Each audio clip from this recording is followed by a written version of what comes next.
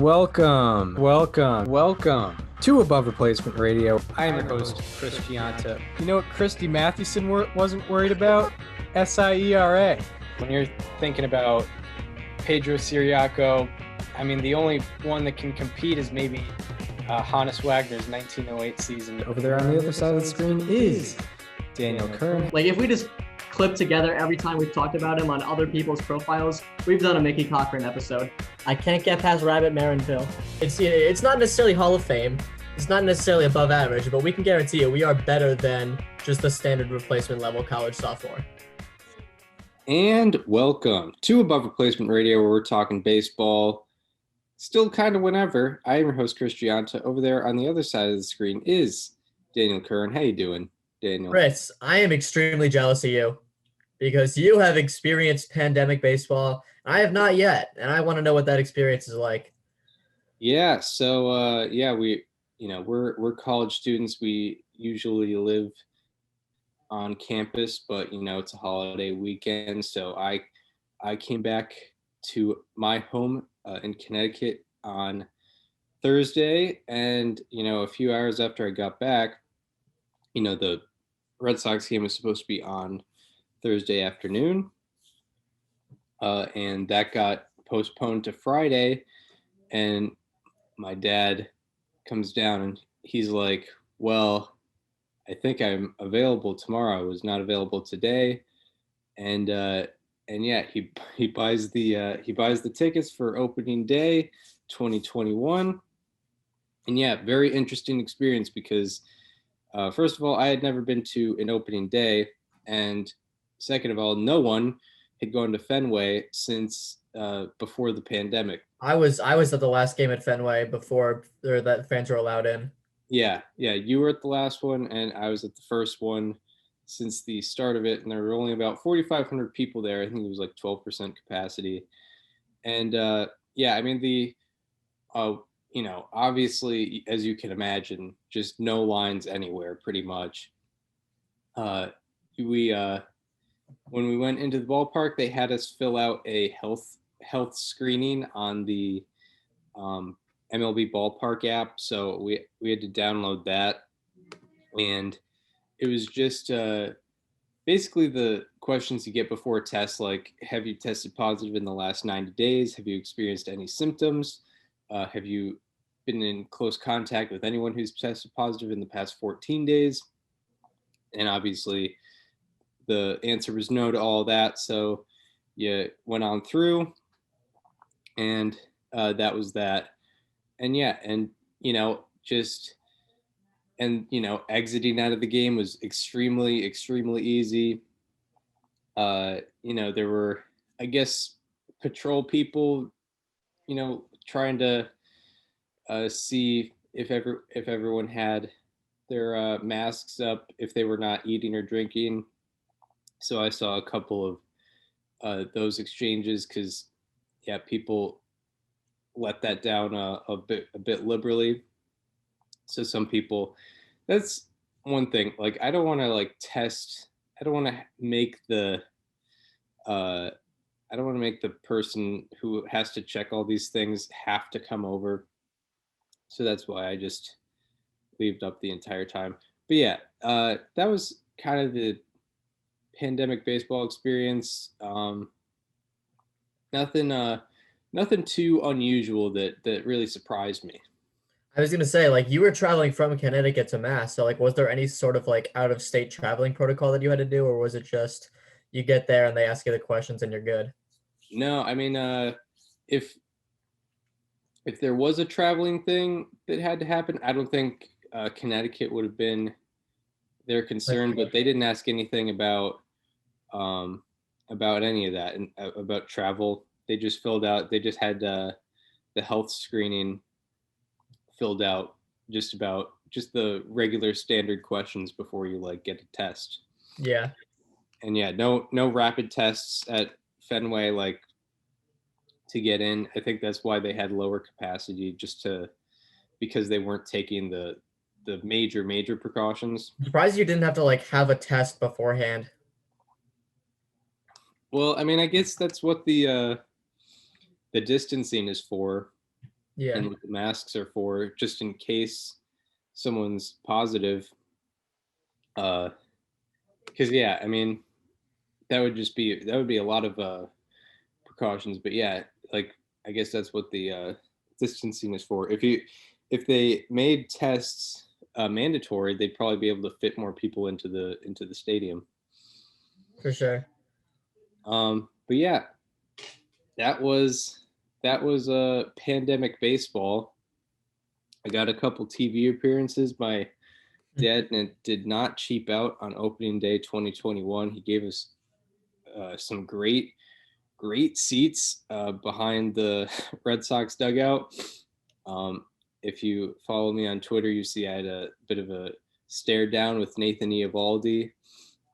Not happy with my fourth place pick, and the way it's looking right now, maybe they should have been a fifth place pick. Yeah, seriously. With this team. I mean, to be fair, I mean they did play the powerhouse Baltimore Orioles. Yes, we all know those classic Orioles. They got Frank Robinson, they got Jim Palmer back there They got Brooks Robinson. Yeah, Brooks Robinson. It's a dynasty. Yeah. Mark Belanger. Eddie Murray. Yeah, they got Eddie Murray over there. They got Adam Jones out in center. Right. Nelson Cruz as the DH. Yeah, they got a great team. Zach Britton out in the bullpen. Yes, you got Zach. Yeah, you can't beat once it hits the ninth inning and you're down. It's game over with Zach Britton in the. Or even if it's tied, like if it's tied in like a big game or something, Zach Britton's in the bullpen, you bring him in. Yeah, exactly. Especially if it's like, I mean, I don't know. It's the regular season. It's not like it's a winner take all game. No. In the in the first couple of games of the season. Yeah, the Orioles, I don't know. Maybe the Orioles did really well. Maybe the Red Sox did very poorly. I don't know.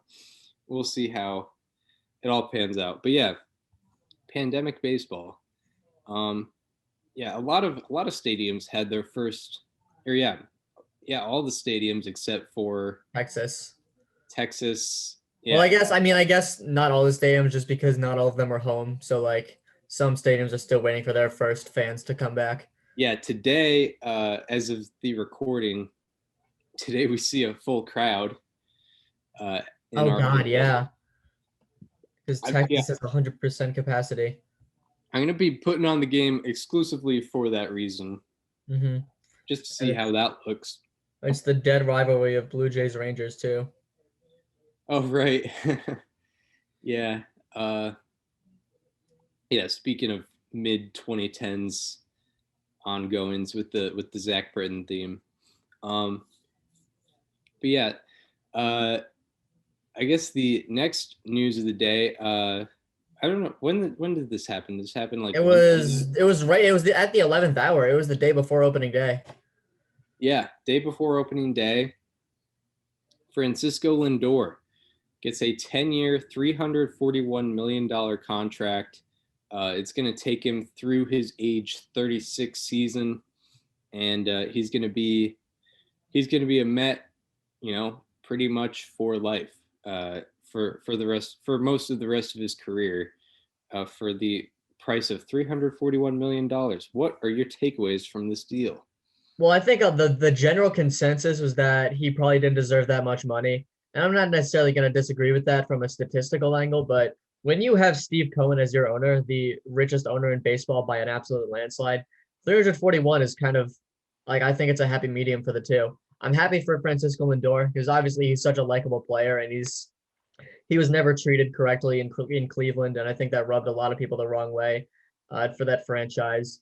And he has his home, and they're immediately making him. They're immediately letting him know that he's wanted, and I think that's just what he's wanted this entire time. Yeah, there were a few takeaways to, I guess, take away from this. Yeah, obviously, Lindor's last maybe 2 years have not been his best, although he's still been a very good player. But, he's still 26. I feel like we still haven't really seen the best of Francisco Lindor yet. Yeah. So you're willing to take that risk of maybe he hasn't had the best last couple seasons, but still probably hasn't had his best season. He's only in his age 27 season. So you're definitely willing to take that risk. And, it's more than the money to Lindor. I think the Mets are really making a statement to, the rest of their franchise with a deal like this, because they didn't really dole out the big bucks to anyone over this past offseason in terms of like a major player. They're finally doing it, and they're making a statement to their franchise and to the rest of the league that they're a real potential buyer in anyone in the league at this point. I think that this deal like officially marks the official beginning of the Cohen era, because we all know that the Wilpons wouldn't have gotten this deal done. We know that the Wilpons wouldn't have had him here in the first place. But even if they did, like, do you see them rolling out 341 million? No, of course you don't. Yeah, no. I mean, I think the biggest deal they doled out was Cespedes. Cespedes, or I guess DeGrom, but it was still only like they got DeGrom for a good team deal, 5 years, like 140 something million. Yeah, no, that was a nice easy one. Yeah, that this doubles that. So, I mean, yeah, I mean, this is really Cohen's been doing what he was advertised to do. Like, he's coming in and he's getting all these guys, and he's doing all the things that the Wilpons would just never have done. And there's a reason the people wanted the Wilpons to sell for so long. And I think this is finally culminating into what the Mets have wanted to happen for so long. Yeah, exactly. And they went out and they chose the correct player to do this with. They didn't sign a guy for 200 million plus who's like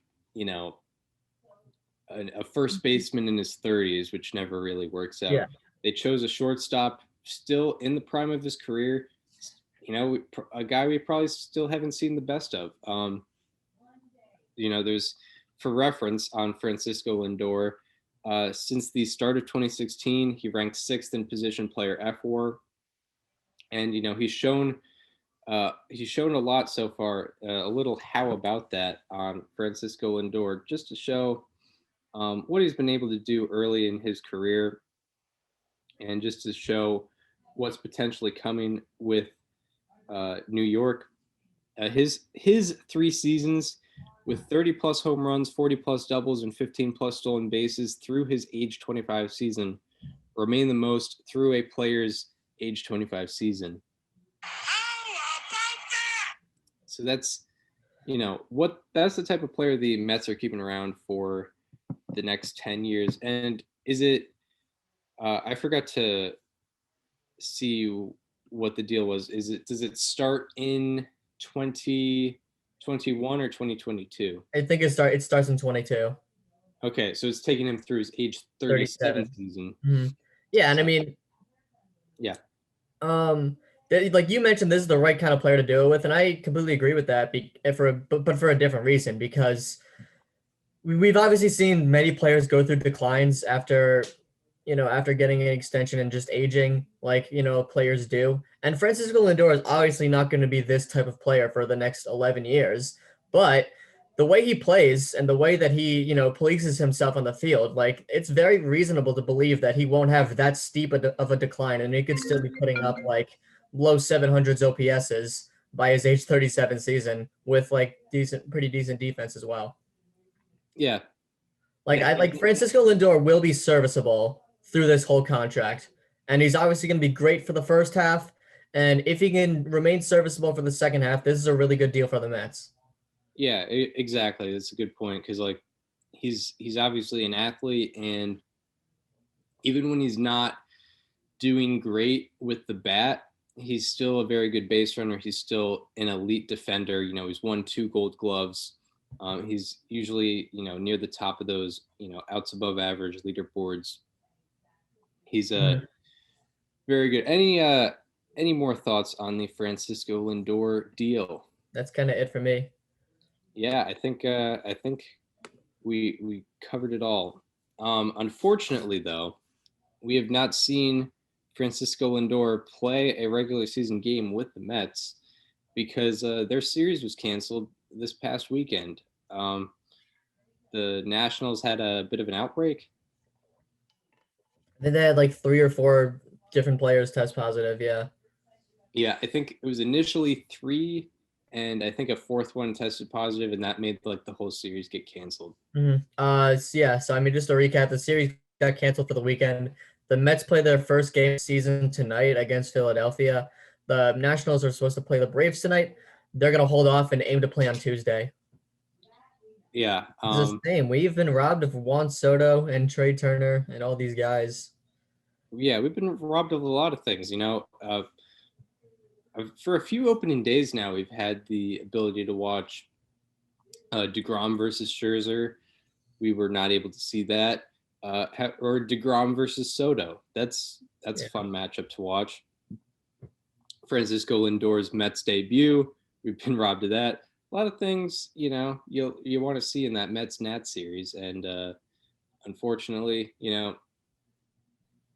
things like this are going to happen, and it's not like a Cardinals or Marlins outbreak. Yeah, no. It's just got.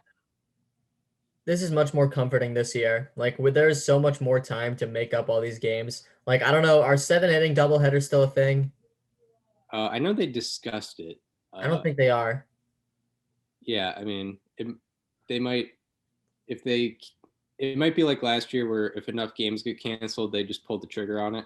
Yeah, it very well could be that, which is gonna mess with a lot of people, but whatever.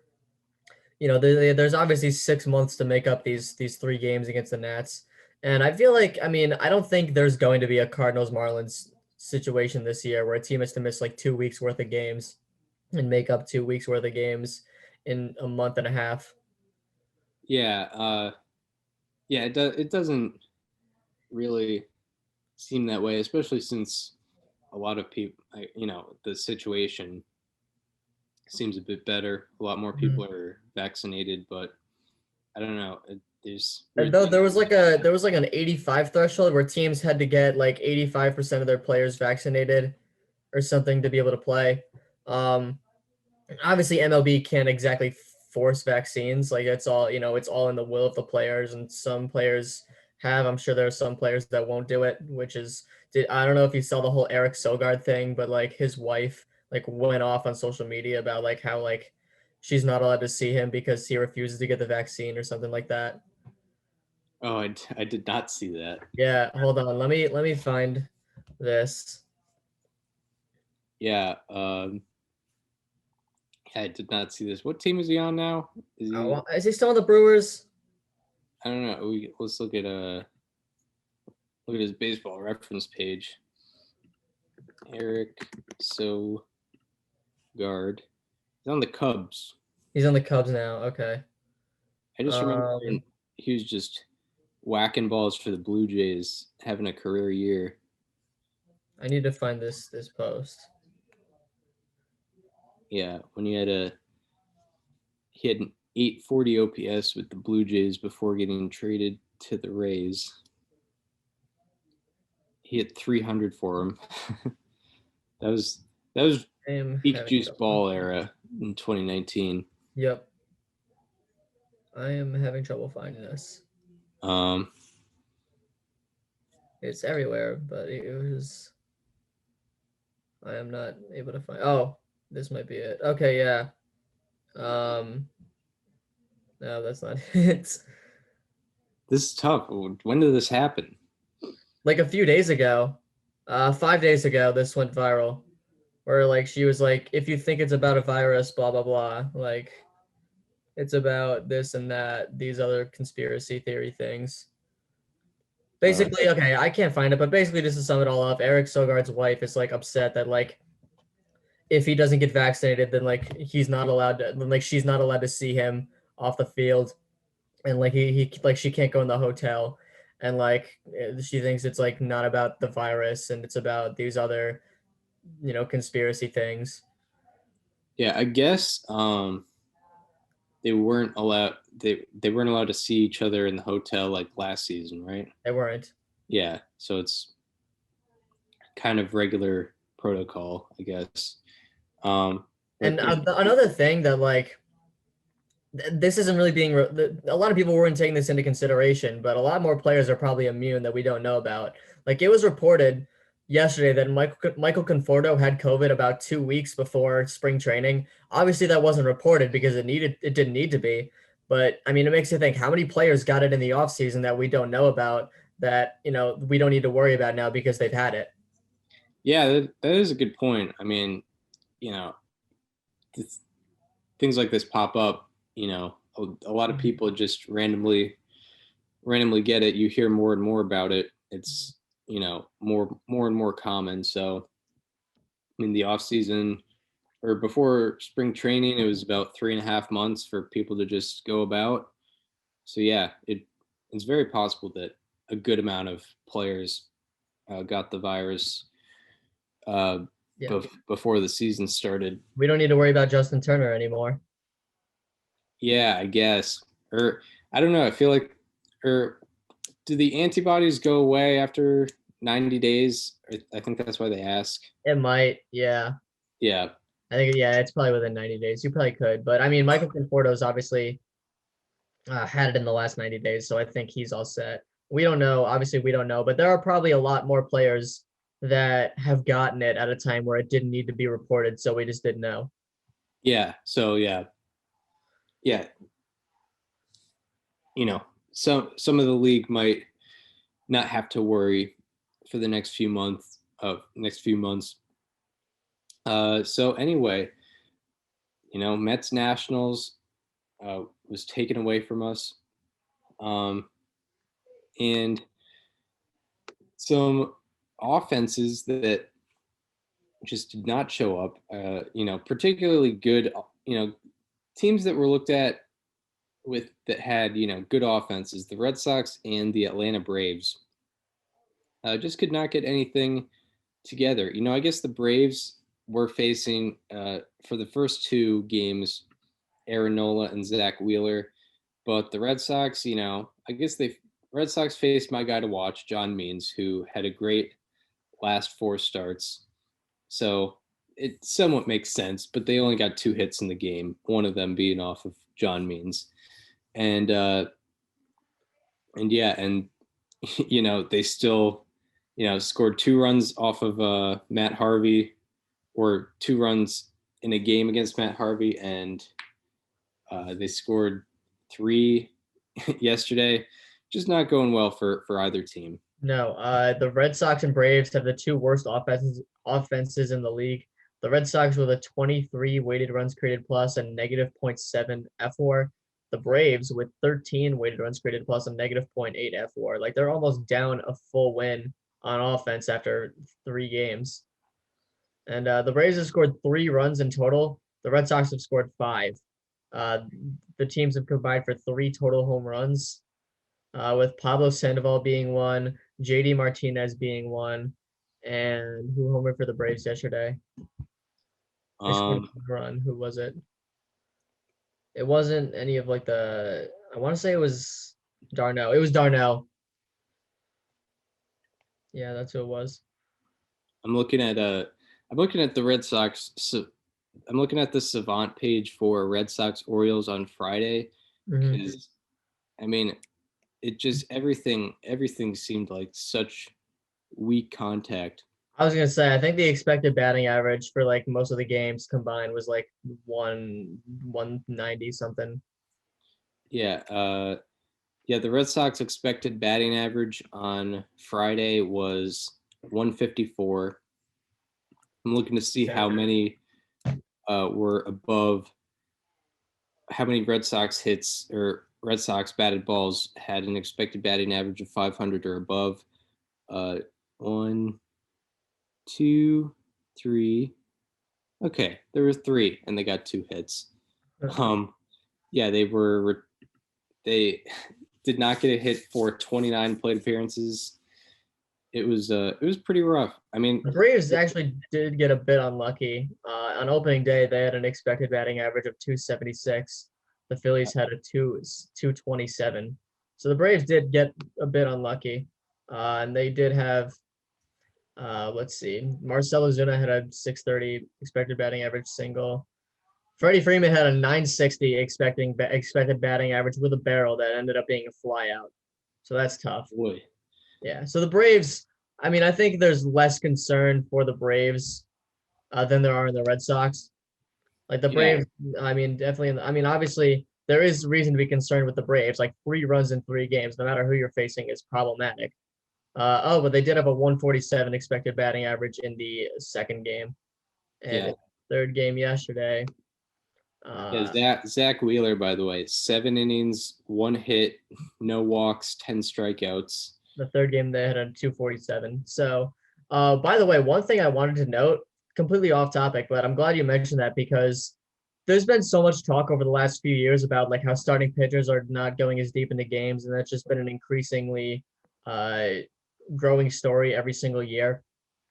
There have been 5 pitchers to go 7 innings in a start this year so far after 4 days.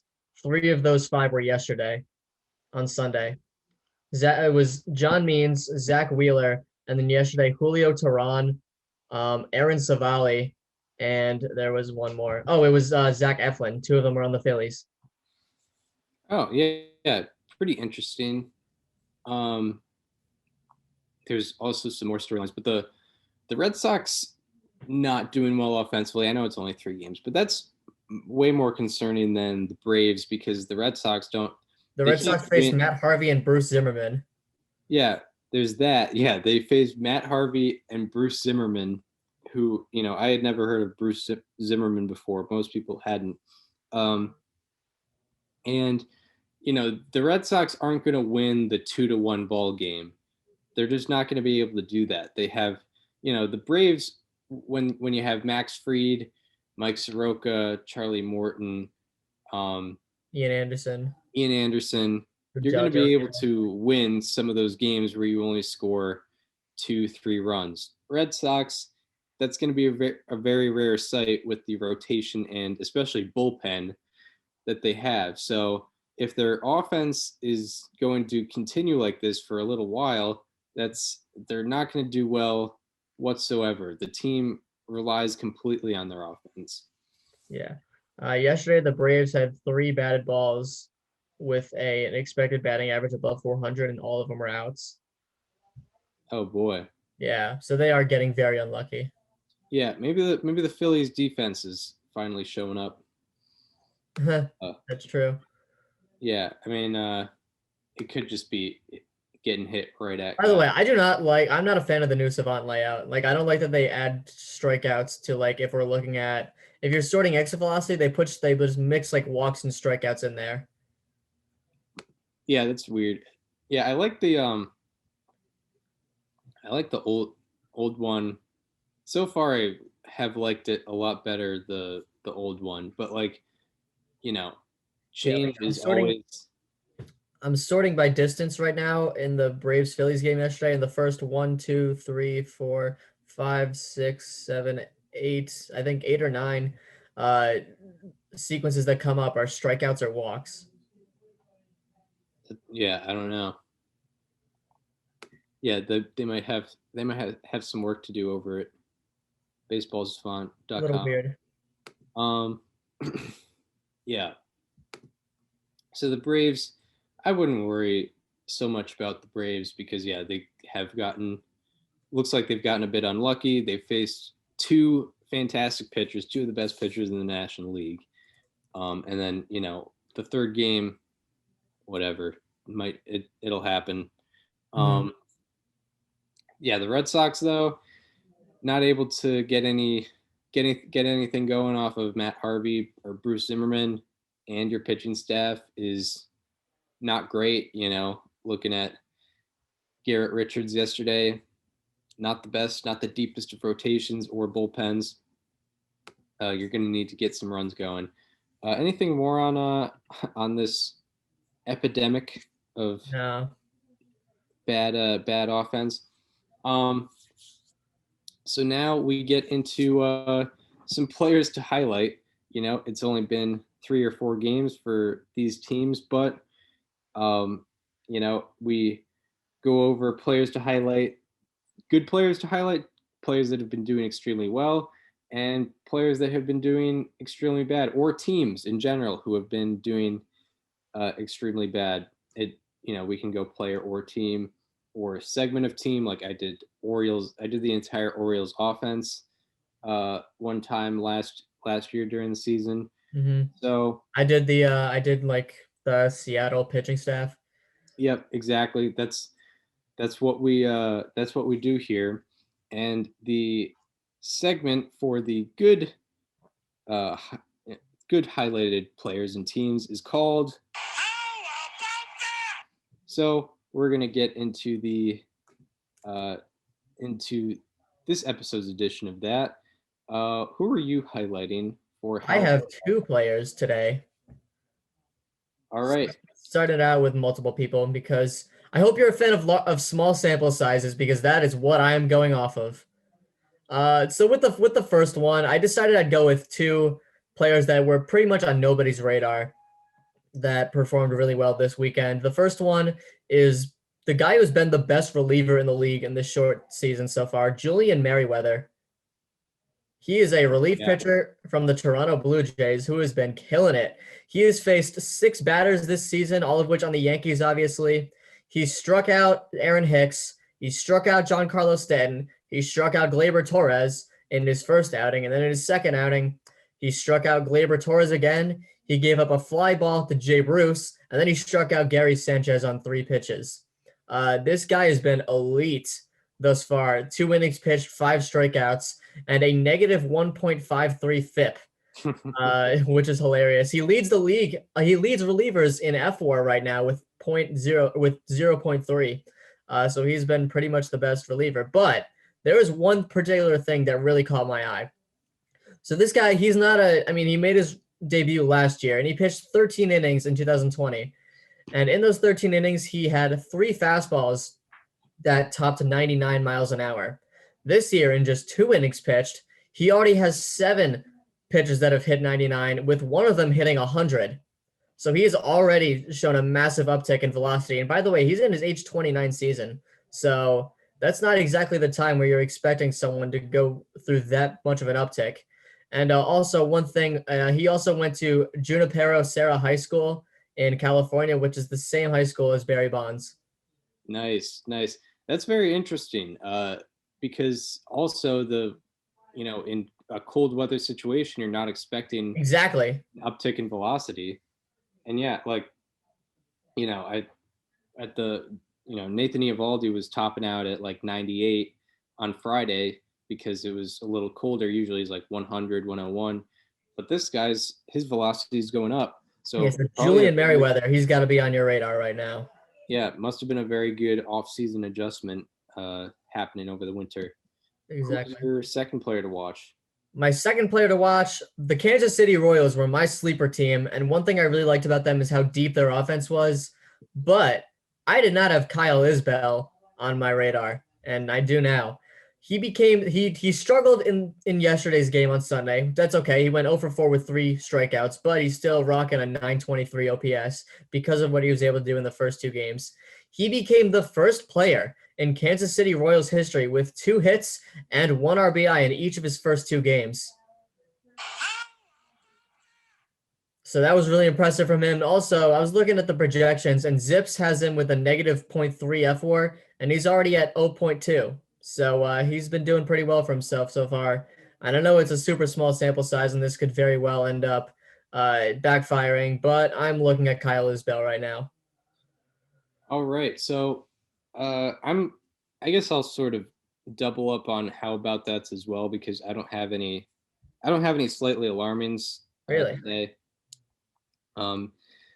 But a guy who was amazing on Saturday for the Minnesota Twins, Jose Barrios. He was unbelievable. Eventually I'm gonna watch that replay on MLB.tv, but he was amazing. He went 6 innings pitched, where the only batter to reach base was a hit by pitch, so no hits, no walks, and he struck out 12 out of 19 batters he faced. were strikeouts. And his performance on Saturday is the only game with 5+ innings pitched, no hits allowed, and no walks in his team's first 5 games of the season. How about that? So, that's regardless of any team. And also, his performance is the only game in Twins/Senators history with no hits allowed, no walks, and 12+ strikeouts. How about that? And that's not specifically in the team's first 5 games of the season. Any game of the season, that is the only game in history, only game in Twins/Senators history with those numbers. And also, a little fun thing for us, if you lower the strikeout filter down to 10+ strikeouts, games in Twins/Senators history with no hits allowed, no walks allowed, and 10+ strikeouts, it is the only game since Walter Johnson's 1920 no-hitter, who Walter Johnson was obviously our last history series player of the history series. So yeah, it had been the first game in 101 years in Twins/Senators history to go like that, but only one in their franchise history with 12+ strikeouts and no hits allowed, no walks allowed. So Barrios was historically amazing. And one guy I didn't write down, but I did find a how about that for him. My National League MVP pick, Corey Seager, was looking very good. He is the first player since 2007 to have a walk, 2 hits, and an RBI in each of his first 3 games. How about that? So first player in 14 years. He's doing pretty well, He's in Colorado, so that helps a little bit. But yeah, I don't really have any slightly alarming. Do you have a slightly alarming to go? I do. I have one.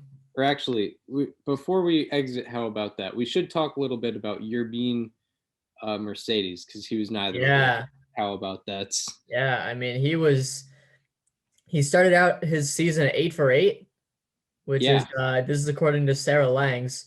He is the first player in the modern era and probably ever to record 8 hits to start a season.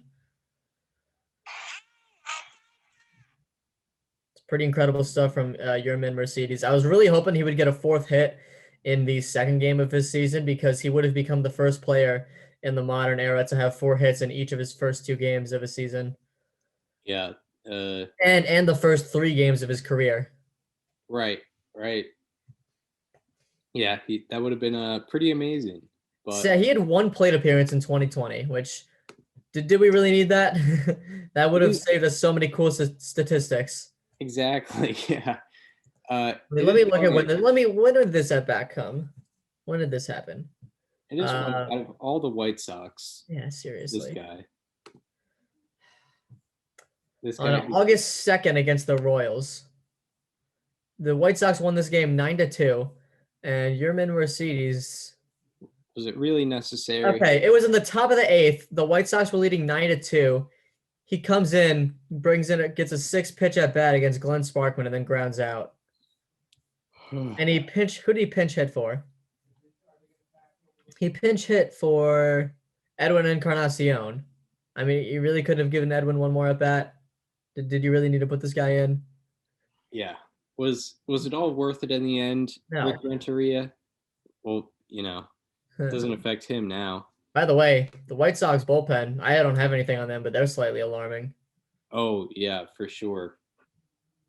They cannot stop blowing. It's very giving up. A lot of people are blaming Tony La Russa, but even I, who hated the hire, will say it's not Tony La Russa's fault that none of his relievers can get outs when they're supposed to. Yeah, actually. How are you supposed to blame Tony La Russa when Aaron Bummer gives up 3 runs in the 8th in a 1-run game? Let's look at the. Or Evan Marshall. I'm sorry, Evan Marshall gives up 3 runs in the 8th and gives up a home run to Justin Upton on Saturday. And then I think Liam Hendricks gave up. Did Liam Hendricks give up the walk-off last night to Jared Walsh? Was it Liam Hendricks? No, I don't think it was. No. It wasn't. But either way, I know he had a really bad appearance Might have in the been series. Matt Foster. I'm not sure. Yeah. Liam Hendricks, 2 earned runs in 1 1/3 innings pitched. Yeah. Evan Marshall, 3 earned runs in 1 2/3 innings pitched. Aaron Bummer, both of his runs were unearned, but 2 runs in The 2/3 Angels scored on innings pitched. 7 different unearned runs this weekend. So yeah, some of that has to do with defense. By the way, the Rizal Iglesias error from last night was, I mean, he missed Anthony Rendon by 50 feet. like 10 feet. I mean, that was tough.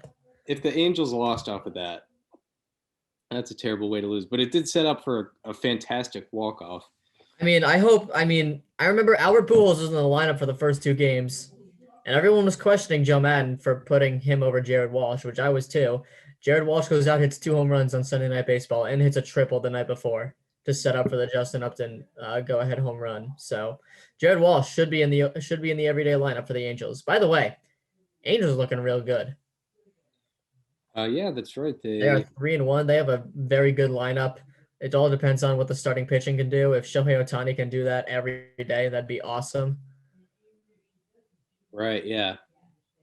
Yeah. He came out of the game with, and it wasn't an injury concern. He was just at 92 pitches or whatever. Yeah. So that's good news if you did not pick up on that on social media. Do you have a slightly alarming? I do. So this is a guy who had a down year in 2020 after being one of my guys to watch. I was really hoping for a comeback season from him, but it's not looking good right now.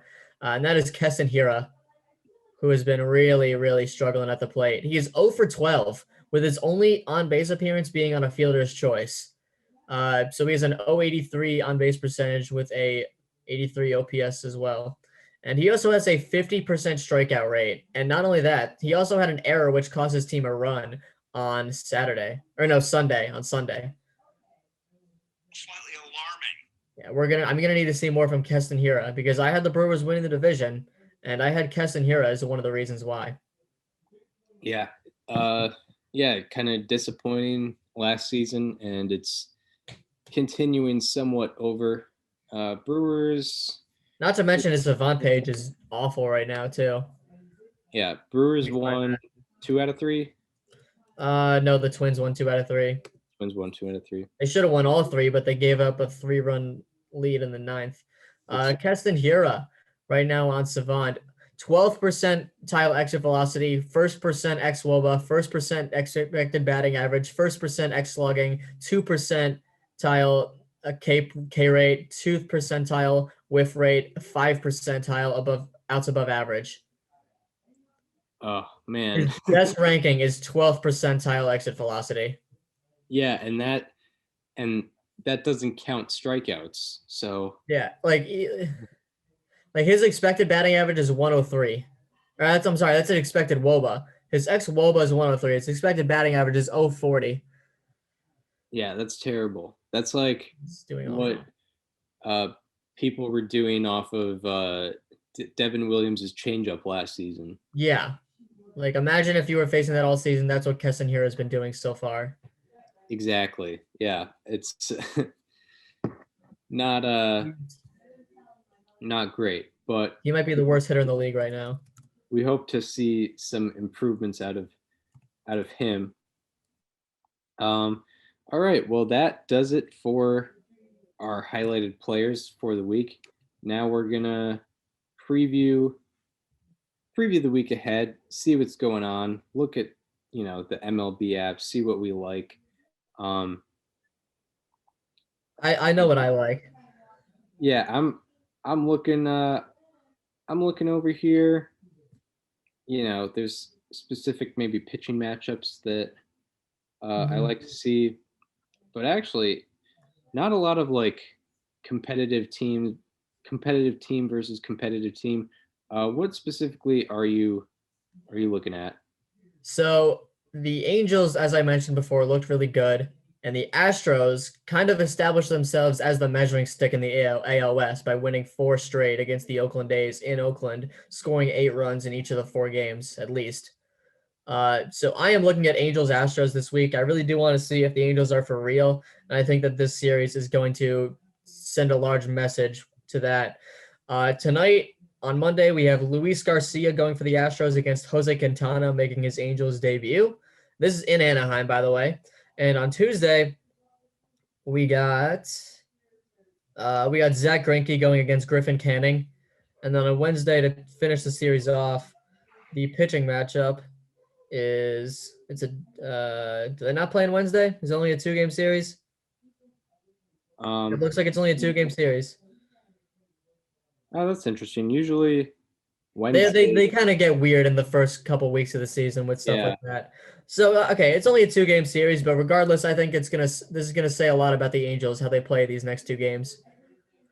Yeah, that is true. Yeah, by the way, the Astros just absolutely killed Yeah, the Athletics over the weekend. I think it's hilarious because the A's won't stop talking about how much they hate the Astros. Like they played before he cheats before one of the games when they were announcing the Astros lineup. They can't beat them to save their lives. Like they lost in the playoffs last year. They lost 4 straight in Oakland. They just can't beat these guys no matter how much trash they talk. Yeah, it's not looking good. They can't back up. If anyone had the argument that the Astros, would have won without the cheating, they're proving it against at least the Athletics. Who are supposed to be good. I mean, I had them in third place in the Yeah, and division. you probably were one of the more pessimistic ones on the Athletics. I was. I mean, with me, either that or I was just optimistic on the Angels. Right. Yeah, and They did have them in second. most people had the A's in either second or first, Mhm. competing with the Astros. But yeah, wow, did not go well for them this weekend. I guess the series I'm looking at, just because maybe this could be a good start for the Cohen Mets, because the pitching Mhm. matchups are just uh, crazy off the board because of this delay. Because of the Mets have their ace going and the Phillies have their number 4 starter. Yeah, exactly. So like this could go well for the Mets, although the Phillies did go 3-0 over the weekend over the defending 3-time defending NL East champions. So you got DeGrom going against Matt Moore. Matt Moore, we'll see if he carries over Yeah. Oh, and that's one that I'm watching tonight. we'll see if he carries over his Japan success. He's going up against Jacob DeGrom, and then you got Stroman versus Chase Anderson, I think. Yeah, Chase Yeah. Anderson. So we'll see. We'll see about that. We'll see how the Mets lineup are gonna handle those two, and then it's right back to the Phillies ace after that. It looks like the Mets have David Peterson scheduled to go against Aaron Nola. Aaron Nola, and I believe that'll close it out. Yeah. Yeah, there's no Thursday game. So that'll close it out for Mets Phillies. So it could be a good way to start for the Mets going up against 4 or 5 starters in their first 2 games and then ending on Aaron Nola. I don't know. It could be a good morale boost for New York after, being on the tip of their toes, I would imagine, getting ready to play after, 4 days in a row not playing. So that should be fun to watch. Absolutely. But yeah, I guess that's the end of the episode. Yeah. So, do you have anything more? I got nothing. So, if you enjoyed this episode and you're listening on Apple Podcasts or Spotify and want to watch us talk, go to our YouTube channel, subscribe to our YouTube channel. It's got everything. It's got the baseball history series. Make sure to check that out. That'll always be up there and in our hearts. Many variations of the playlist too. If you want to listen to the chronological order of the players or the teams, You can go to those playlists. It'll be a lot of fun. If you want to follow us on social media, follow me on Twitter at Chris_Gianta. Follow Daniel on Twitter and Instagram at Daniel_current, and follow the show Instagram at Above Replacement Radio for all of the updates. And we hope you enjoyed this episode, and we hope to see you later this week, where we're going to be recapping some of the series we talked about and previewing the weekend ahead. See you then.